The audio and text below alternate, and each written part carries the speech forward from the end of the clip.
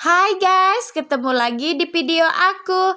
Kali ini aku masak daun ubi tumbuk buat makan malam. Nah, di sini aku udah siapkan cabai merah, cabai kecil, bawang putih, bawang merah, gula merah, garam, penyedap dan roiko. Nah, lanjut. Di sini aku ulek cabenya ya. Lihatlah tangan sinergik ini kalau sudah pegang ulekan. Pastinya dong, iya. Nah, di sini sudah halus ya, karena aku tim yang makan sambal tuh nggak usah terlalu lembut. Nah, di sini aku sudah masukkan santannya ya, tuh begitu kental dong. Iya, aromanya nyampe rumahmu nggak nyampe kan?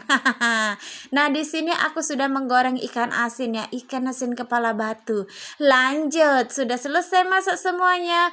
Waktunya aku makan dan dengarkanlah ASMR-ku.